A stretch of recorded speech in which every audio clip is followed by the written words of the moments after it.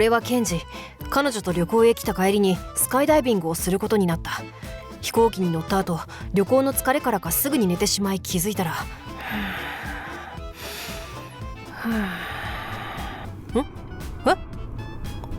すいません飛行機に一人取り残された状態だった。みんなもう飛び降りた？誰もいないんだけど。ちょっとツイッター更新するか。っていうか、なんか羽から煙出てんだけど、呼吸しづらいし。高度はどこで見ればいいんだ？ここか。高度1万メートル？うわー！このままだと死ぬ。目でもう行くしかねえ。うわー！高度1万メートルから落下すると秒速53メートルというとんでもない速さで落ちていく。地上に落下するまで約3分。ちなみに高度1万メートルはマイナス50度と冷たく、酸素が薄いため生身の人間であればまず助からない。ダイビング用の服を着ていたので寒さには耐えられた。寒っ。だけど酸欠で意識が飛びそうだ。高度約6700メートルになって酸素が行き渡ったことで意識が戻ってきた。落下まであと2分。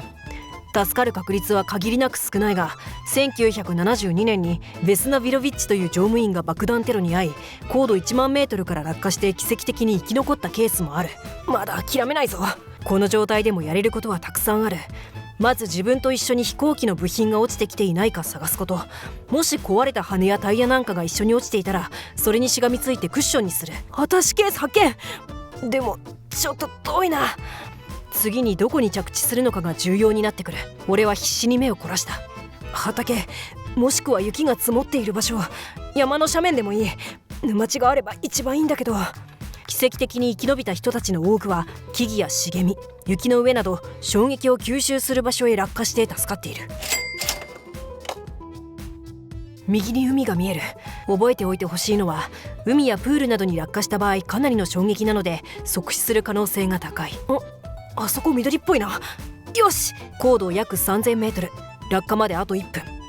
次に落下する時の姿勢を決めておく必要がある。まず着地の少し前までは両手足を広げて空気抵抗を大きくすることで落下の速度をわずかに遅くすることができる。よし。また転落死の原因で最も多いのが頭の損傷なので、着地の際は必ず頭を手で覆ってできる限り足から着地する体勢を作るのがいい。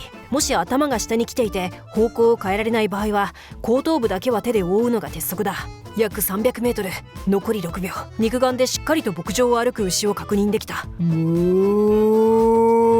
このまま行けば干し草の上に落下できる。足は 100% 骨折するだろう。構わない。そういえばツイッターやば、1万リツイートされてんじゃん。俺は心を決めた。大丈夫、なんとかなる。今までもそうやって乗り越えてきたし、やるべきことはやった。ベストは尽くした。俺はできる。おっしゃー。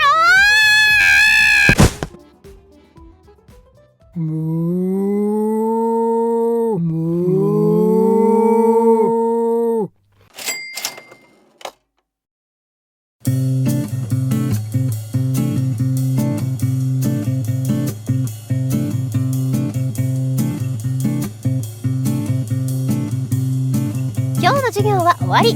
また来てね。